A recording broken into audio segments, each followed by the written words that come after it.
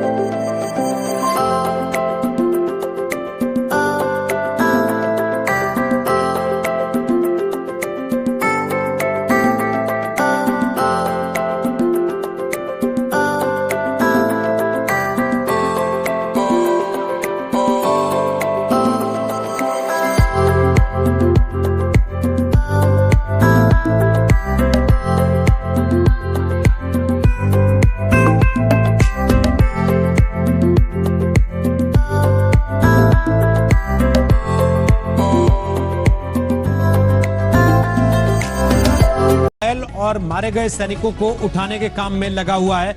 ये भी खबर इस समय आ रही है।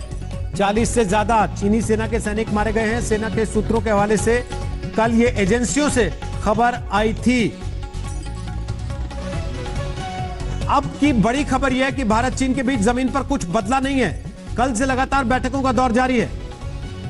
बातचीत हो रही थी, लेकिन उसके बावजूद तनाव जस का तस बरकरार है। आईटीबीपी ने भारत चीन सीमा पर सभी पोस्ट को अलर्ट कर दिया गया है। उत्तराखंड, हिमाचल, अरुणाचल और लद्दाख में पूरी तरह से अलर्ट किया गया है। 180 से ज्यादा बीओपी पर अलर्ट कर दिया गया है। भारत चीन सीमा पर आईटीबीपी ने पेट्रोलिंग बढ़ा दी है। जो खबरें आ रही हैं उसके मुताबिक मेरे सहयोगी जितेंद्र बहादुर इस समय लाइव आ गए हमारे साथ। हिमांशु मिश्रा मेरे सहयोगी लाइव मौजूद है और अशरफ वानी श्रीनगर से इस वक्त हमारे साथ हैं, जहां श्रीनगर लेह हाईवे को भी आम लोगों के लिए बंद कर दिया है। सबसे पहले अशरफ वानी ने ही आपको यह खबर दी थी। हिमांशु मिश्रा, विपक्ष लगातार सवाल पूछ रहा है। राहुल गांधी कह रहे हैं कि देश को जवाब दीजिए, बताइए कि इस समय की परिस्थिति क्या है। शिवसेना ने, संजय राउत ने ट्वीट करके सवाल पूछा है कि बताइए, देश के सामने परिस्थिति को रखिए कि आखिर हो क्या रहा। कल से बैठकें तो चल रही हैं लेकिन देश को बताया नहीं जा रहा। यह आरोप विपक्ष ने लगाया। देखिए, बिल्कुल विपक्ष आरोप लगा रहा है और सरकार का इस वक्त का सबसे अहम एजेंडा जो है, जिस तरीके से मंजीत ने भी बताया कि रक्षा मंत्री राजनाथ सिंह सेना के तीनों चीफ के साथ और सीडीएस के साथ बैठक कर रहे हैं और सिचुएशन का मुआयना कर रहे हैं और क्या सिचुएशन है उसको लेकर आगे की रणनीति क्या रहेगी उसको लेकर जो है बैठकों का दौर सरकार का चल रहा है। और सरकार की प्रायोरिटी इस वक्त ये है जो चीन के साथ इस समय जो तनातनी है उसको लेकर सरकार कैसे रहेगी और क्या उसको आगे की रणनीति बनानी है, किस तरीके से डिप्लोमेटिक स्तर पर चाइना को एक्सपोज भी कर रहे हैं, क्योंकि भारत सरकार बातचीत के जरिए इस मामले को जो है सुलझाना चाहती थी। लेकिन चाइना ने जिस तरीके से जो है कल हरकत की और भारतीय सैनिकों को जान गंवानी पड़ी है, लेकिन इसका नुकसान चाइना को भी उठाना पड़ा है। लेकिन सबसे बड़ी बात यह है कि सरकार अभी विपक्ष की तरफ नहीं देखना चाहती है, क्योंकि विपक्ष सवाल उठा रहा है। लेकिन मैंने ये बात रोहित पहले भी कही थी, क्योंकि सरकार को इससे फायदा ही होगा कि अगर विपक्ष इस वक्त सवाल उठाएगा तो देश को ये संदेश जरूर दिया जा रहा है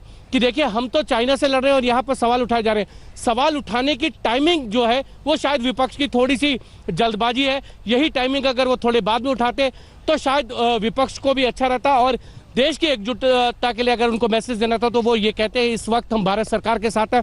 और अगर ये होता तो विपक्ष ये जरूर मांग उठा सकता है कि सभी राजनीतिक दलों की सर्वदलीय बैठक बुलाई जाए जब इस तरीके के कोई संकट आता है। यही मेरा सवाल था अगला हिमांशु, कि विपक्ष के नेता जो ट्वीट करके सवाल उठा रहे हैं वो साथ साथ ये भी लिख रहे हैं कि हम इस संकट की घड़ी में आपके साथ हैं, लेकिन हमें परिस्थिति तो बताइए, क्या प्रधानमंत्री कोई सर्वदलीय बैठक बुलाएंगे? कोई ऐसा प्लान आपको नजर आ रहा है?